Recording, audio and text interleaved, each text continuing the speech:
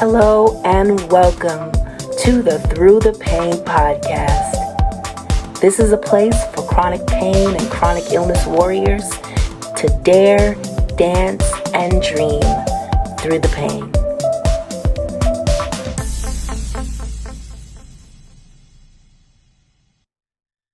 Yes, it's been a long time. Yep, about December. I know you guys are asking, where you been? The long gap between my first podcast to now. And to be quite honest, I'm telling you, I said it in my first podcast. This chronic illness thing can kick your behind.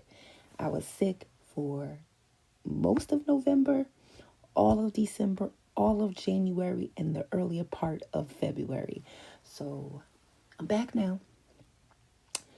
And I'm back on this podcast thing. And right when I got sick, we did what? We entered into the land of the coronavirus, better known as COVID-19. And the irony of the situation is, as soon as I started feeling better, and as soon as I started combating my chronic illness symptoms with natural and holistic treatments and feeling amazing, we had to lock down and take precautionary measures and social distancing measures because of COVID-19. So I understand there is mass hysteria, and hey, rightfully so. Everyone feels the danger that surrounds COVID-19, but I am very calm during this whole ordeal. Right now, there are 5 steps or tools that I'm using right now to help me maintain my peace. And right now, I'm going to share them with you. Number 1, stay put. Continue to follow social distancing guidelines. Period. Though there's a few of my peers and there's individuals that are younger than me that are still gathering, still congregating, still going to parties, still trying to travel. I don't advise that right now. I advise you to stay put. There's a reason why there's a social distancing order and there's a social distancing guideline. According to the Washington Post, there is an exponential curve when it comes to this virus and the spread of this virus. An exponential curve is an increase, a heightened increase. Once you guys are locked in and so there's social measure precautions, the curve is flattened, meaning the curve goes down. There's less of a risk. So please stay inside. Please listen to the measures. There's many states that have a state of emergency. There's a reason, okay? I don't want to hear any more about kids lurking on beaches in Florida or people having lingerie parties. Yes, that has happened in Boston. Let's be smart, be wise, and not put each other at risk. This one is for my chronic illness warriors, okay? Number 2, you've been through this before. Everyone with a chronic illness, as whether it be sickle cell, whether it be lupus, fibromyalgia, whatever your illness may be, we've been through this before. We always have hand sanitizer on deck. We always try to protect ourselves when people are coughing, because as soon as someone coughs or sneezes on us, I'm telling you, I end up in the emergency room. This is nothing new to me.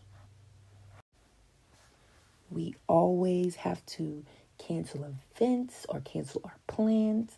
We are looking for financial help all of the time because we don't know if we have to take off of work or if there's going to be a big medical expense associated with our illness. There's always times of self-isolation. The list goes on and on. Number 3, use this time to develop your self-awareness. One who is fully self-aware has a realization of their feelings, their personalities, strengths, and weaknesses.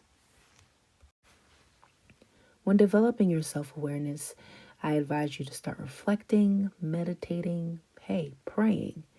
But I do recommend that you start off by journaling. Include your goals, your thoughts, your dreams, and aspirations. When you are on the road to a greater self-awareness, you start having a meaningful relationship with yourself. Number 4, incorporate self-care into your daily routine. Self-care is simply the practice of taking action to preserve and improve your own health. There are hundreds of self-care activities that you can do right in the comfort of your own home. But when it comes to self-care activities, make sure it's something that can work for you. Exercise. Get enough adequate sleep during this time.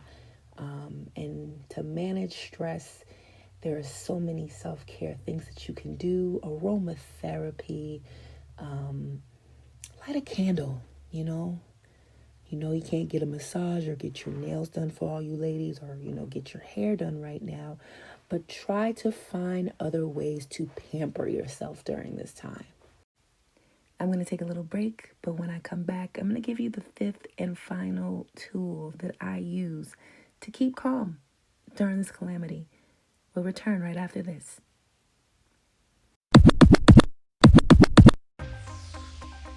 Welcome back to the Through the Pain podcast. Thanks again for joining me.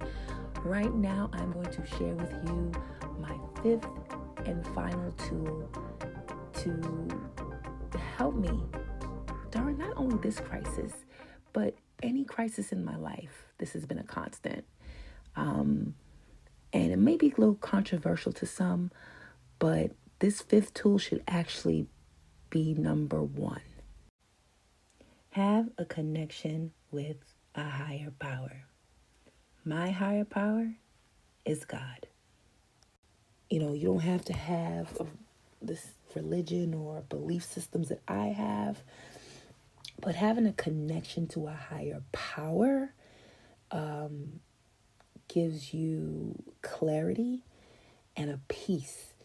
And I have a relationship with God the Father through Jesus Christ. And it is that relationship with God that surpasses all of my understanding. So what I'm understanding right now, what I am seeing right now, the chaos, everyone dying, 10,000 at our left, 1,000 at our right, we may not understand, but it is my relationship with God that gives me peace through all of the circumstance, through all of the COVID-19 scares, and yes, even through the pain. My relationship with God comes first. So that concludes my 5 tips to keep you sane during this coronavirus outbreak. I pray that you guys are well. I hope that you stay in touch. Please feel free to email me at dima@throughthepain.org. If you have any questions or would like to be featured on an upcoming podcast episode, please feel free to use that same email as well. You can email me at dima@throughthepain.org or contact@throughthepain.org. Take care of yourself and be well. For tools, merchandise, and additional information, log on to our website, www.throughthepain.org. This has been a Public Praise Media production.